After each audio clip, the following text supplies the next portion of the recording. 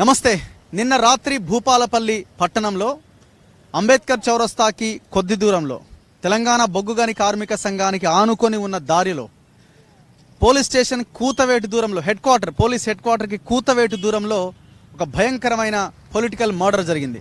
నిన్న రాత్రి 7:30 ప్రాంతంలో బుల్లెట్ పైన రాజలింగమూర్తి అనే ఒక సామాజిక కార్యకర్త ఈ భూపాలపల్లి జిల్లాలో జరుగుతున్న, ముఖ్యంగా ఈ పట్టణంలో జరుగుతున్న అనేక అక్రమాల మీద, కబ్జాల మీద కొట్లాడుతున్నాడు.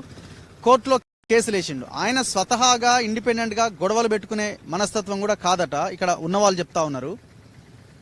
ఏదైనా ఆయన పేపర్ చూపించే మాట్లాడతాడు. సో ఈ ల్యాండ్ వీళ్ళది, మీది కాదు, ఇక్కడ నుంచి మీరు తప్పుకోవాలి, ఇందులో ఈయన ఇన్వాల్వ్ అయ్యిండు, ఆయన తప్పుకోవాలి. సో ఇట్లా ఆయన కేవలం పేపర్ ద్వారానే లీగల్గా కోర్టులోనే కొట్లాడతాడు. సో ఆయన అపారమైన ఎక్స్పీరియన్స్ ఉన్నదానికి రెవెన్యూ చట్టాలను కానీ లీగల్గా చాలా పాయింట్స్ని ఆయన అవపోసన పట్టిండు ఒక రకంగా చెప్పాలంటే. సో అంత సబ్జెక్ట్ ఉన్న అతను ఈ భూపాలపల్లి పట్టణంలో జరుగుతున్న కబ్జాల మీద కొట్లాడుతున్నాడు. ఏం చేయాలి ఈయన వినటట్టు లేడు, పైసలకు లొంగేటట్టు లేదు. ఏం చేయాలా? పొలిటికల్గా ఆయన్ని లేకుండా చేయాలి, అంటే ఈ భూమి మీద లేకుండా చేయాలన్నది ఒక బిగ్ స్కెచ్ వేసారు. సో ఆ స్కెచ్ని సక్సెస్ఫుల్గా నిన్న రాత్రి 7:30 ప్రాంతంలో అమలు చేశారు. సో ఎంత నిశ్శబ్దంగా ఉందంటే భూపాలపల్లి పట్టణంలో అంత నిశ్శబ్దమైన వాతావరణం కనిపిస్తున్నది. నేను అనుకుంటున్నా చాలామంది ఆయన వ్యతిరేక శక్తులు ఎవరైతే ఉన్నారో, ఆయన లేకపోతే మన కాలం నడుస్తుంది, మనం ఏ భూమి అయినా కబ్జా పెట్టవచ్చు, మనం ఏమైనా చేయొచ్చు అని అనుకునే వాళ్ళు ఎంజాయ్ చేస్తుంటారు.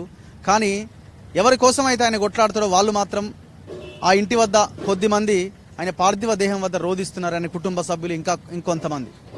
సో నేను దాదాపుగా భూపాలపల్లికి వచ్చి ఒక 2 గంటలు అవుతుంది. ఆయన బాడీ చూసిన తర్వాత, అక్కడ ఒక వీడియో చేసిన తర్వాత, ఎక్కడైతే ఆయన చంపబడ్డాడో ఆ ప్రాంతానికి వచ్చినా చూయిస్తా. నేను ఒక్కరు కూడా మాట్లాడడానికి రెడీగా ముందుకు వస్తలేరు. అంటే అసలు జరిగిన విషయం ఏంటి, ఎవరున్నారు, ఏం జరిగింది అని మాట్లాడడానికి అధికార పార్టీ కాదు కదా, అపోజిషన్లో ఉన్న వాళ్ళు కాదు కదా, ఎవరు అసలు దీని మీద మాట్లాడడానికి ఇంట్రెస్ట్ చూపించట్లే. కారణం ఏంటి అంటే వాళ్ళకు కూడా డౌట్, దీని వెనకాల ఎవడున్నాడో, మావోడే ఉన్నాడో పక్కోడే ఉన్నాడో. నేను అంటున్నా ఇందులో అందరు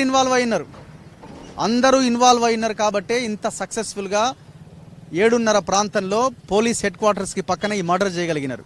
సో అక్కడే అంబేద్కర్ చౌరస్తా ఉంది, జస్ట్ ఆ ముందు. అక్కడి నుంచి ఆయన బయలుదేరిన బుల్లెట్ మీద. పాపం ఆయన మొన్ననే రీసెంట్గా కొత్త వెహికల్ కొన్నాడట, బుల్లెట్. సో ఆ బుల్లెట్ మీద అక్కడి నుంచి జర్నీ చేస్తూ వాళ్ళ ఇంటికి వెళ్ళే దారి ఇది. సో మనం ఆయన వచ్చే దారిని గమనిస్తే ఇదే రోడ్డు వెంట వచ్చిండు. జస్ట్ ఒక 100 to 150 మీటర్స్ ఉంటుంది. ఆయన చనిపోయిన స్పాట్ ఏంటంటే, సో ఆయన చనిపోయిన ప్రాంతం ఇది. సో ఆయన టర్న్ అవుతున్న క్రమంలో ఇక్కడ చూడొచ్చు, క్రాసింగ్ ఉన్నది. ఆయన ఇంటికి వెళ్ళే దారిలో జస్ట్ టర్నింగ్ ఉన్నది.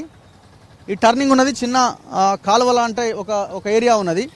సో ఈ ఏరియాలోకి రాగానే మాటు వేసి, సో ఇక్కడ ఆయన్ని హత్య చేశారు.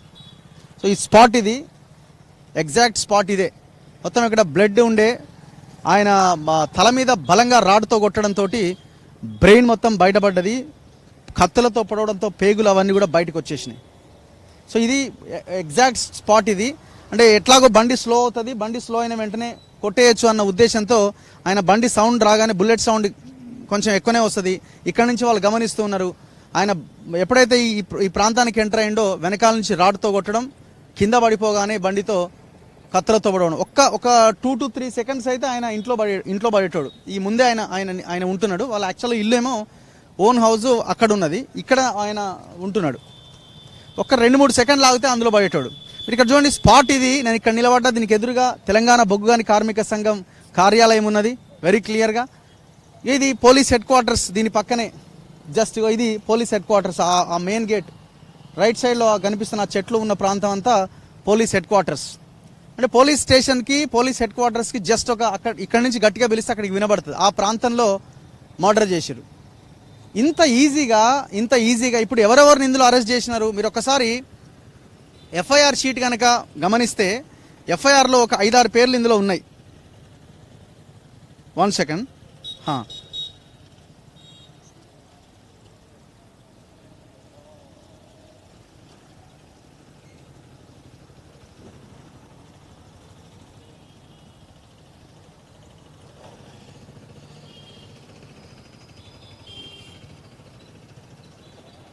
ఒక్క నిమిషం అన్న.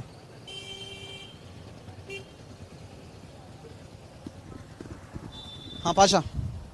సో ఇందులో ఎఫ్ఐఆర్లో పోలీస్ స్టేషన్లో ఎఫ్ఐఆర్ నమోదైంది. వాళ్ళ వైఫ్ కంప్లైంట్ ఇచ్చినారు. ఇందులో కంప్లైనెంట్ నేమ్ సరళ, ఎవరైతే రాజలింగం భార్య. సో ఇందులో నెంబర్ 1 A1గా Sanjeev Renikuntla son of Sambaiah. Number 2 Sheemanth Pingili 24 సంవత్సరాలు. ఫస్ట్ ఆయన సంజీవ్దేమో 35 సంవత్సరాలు. నెక్స్ట్ థర్డ్ 1 కుమార్ మోరే, ఈయన ఏజ్ లేదు. నెంబర్ 4 కుమార్ కోతూరి, ఈయనది ఏజ్ కూడా లేదు. నెంబర్ 5 కొమురయ్య రేణిగుంట్ల. అయితే ఇక్కడ నేను దాదాపు ఒక 2 గంటలుగా ఎంక్వైరీ చేస్తే ఇక్కడ ఉన్న వాళ్ళు చెప్తున్నది ఏంటంటే అసలు ఈ 5 మనుషుల పాత్ర కాదు, దీని వెనకాల ఒక పెద్ద ముఠా ఉన్నది. జైలు నుంచి విడుదలైన కొంతమంది చేసిన మర్డర్ అని కొన్ని అనుమానాలు వ్యక్తం చేస్తున్నారు. ఈ టోటల్ కేసు వెనకాల ప్రధానంగా వినిపిస్తున్న పేరు హరిబాబు. హూ ఇస్ హరిబాబు అంటే గంట్ర వెంకటరమణారెడ్డికి చాలా దగ్గర. వీళ్ళంతా బీఆర్ఎస్ పార్టీలో ఉన్నారు. అండ్ ఈ హరిబాబు ఎందుకు చేసిండు అంటే ఈ రాజలింగంకి హరిబాబుకు మధ్య గొడవలు ఉన్నాయి. గతంలో వీళ్ళంతా కలిసే ఉన్నప్పటికీ బీఆర్ఎస్ పార్టీలో ఉన్నప్పుడు పార్టీలో విభేదాల కారణంగా చేసిన కబ్జాల మీద కొట్లాడడంతో రాజలింగంని గండ్ర వెంకటరమణారెడ్డి, హరిబాబు ఈ బ్యాచ్ అంతా పక్కన పెట్టిన తర్వాత నేను ఇండివిజువల్గా కొట్లాడుతున్నాడు. ఈ 5 ఒక భూ వివాదం ఉంది పోలీస్ స్టేషన్ ఎదురుగా ఉన్న ల్యాండ్ విషయంలో. అసలు అది సమస్య కాదా, ఆ భూమి విషయంలో ఈయన చంపడానికి ప్రయత్నం చేసిరా అంటే పెద్ద క్వశ్చన్ మార్కే. ఇంకొకటి ఏంటంటే వీళ్ళు అసలు చంపే మనుషులే కాదని అంటున్నారు.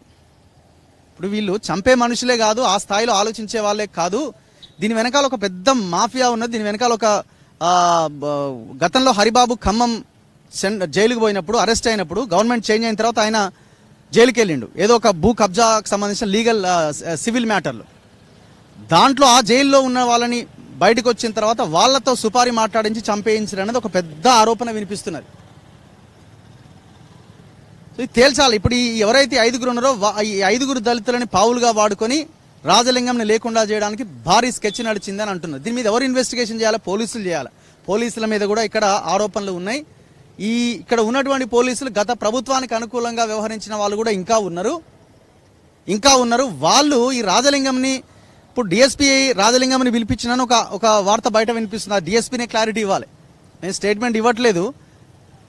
పనుంది అని రాజలింగంని డిఎస్పీ పిలిపించినట్టుగా వార్తలు వస్తూ ఉన్నాయి. అందుకే మీరు మీ కాల్ డేటాలు కానీ లేకపోతే జరిగిన వ్యవహారం కానీ ఇవంతా చేయాలి. అండ్ ఇక్కడ సీసీ కెమెరాలు ఉండాలి. మొత్తం అంతా కరెంటు బంద్ చేసిరని అంటున్నారు. ఇంతవరకు అయితే ఎస్పీ ప్రెస్ మీట్ పెట్టి వాస్తవం ఏంటన్నది ఇంతవరకు చెప్పలే. ఇది ఎవరు చేసిరు మరి? వెరీ క్లియర్గా నేను ఇక్కడ అధికార పక్షంలో ఉన్నటువంటి నాయకులతో కూడా కొంతమందితో మాట్లాడే ప్రయత్నం చేసిన, ఎవ్వరు మాట్లాడడానికి ఇంట్రెస్ట్ చూపించట్లా. హైదరాబాద్లో ఉండి అక్కడ కొంతమంది ప్రెస్ మీట్ పెడుతున్నారు కానీ మాట్లాడే వాళ్ళైతే ఎవరు లేరు. ఇది 200% పొలిటికల్ మర్డర్. ఇది హమ్మయ్యా పోయిండ్రా అని కొంతమంది అనుకుంటున్నారు. అందులో అన్ని పార్టీలకు సంబంధించిన నాయకులు అందులో అనుకునే వాళ్ళలో ఉన్నారు. ఇప్పుడు ఎవరు డిఎస్పీ అంటే మనం ఆయన మీద ఇందులో ఆయన ఇన్వాల్వ్ అయ్యిండను ఇంకేదో మనం అనట్లా. ఇన్వెస్టిగేషన్ తేలాలా, ఇన్వెస్టిగేషన్లో బయటికి రావాలా. డిఎస్పీ నిజంగానే రాజలింగం వరంగల్లో ఉండి పిలిపించిండా, అదేమైనా జరిగిందా?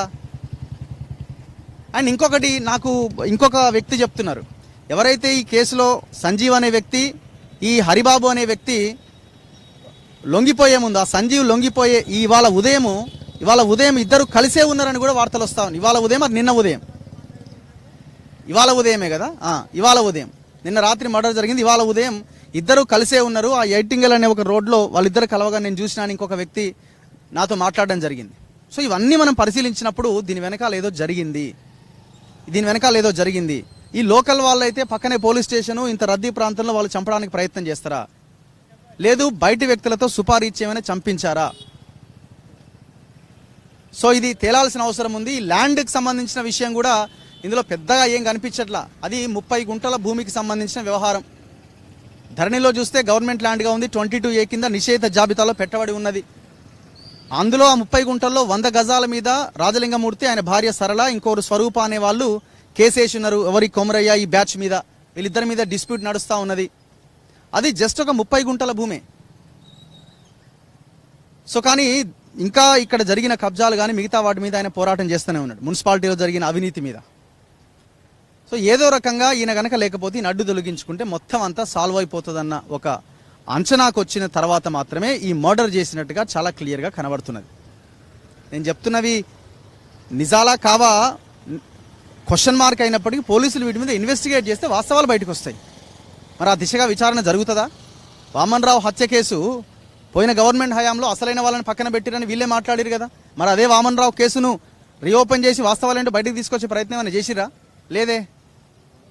లేదు కదా. నేరేళ్ల కేసులో ఈ గవర్నమెంట్ కూడా పోలీసులను కాపాడే ప్రయత్నం చేస్తున్నది కదా. మొన్న అఫిడవిట్ వేసింది, పోలీసుల పాత్ర ఏం లేదని అడ్వకేట్ జనరల్ అఫిడవిట్ వేసిండు. మరి ఇప్పుడు ఈ కేసులో కూడా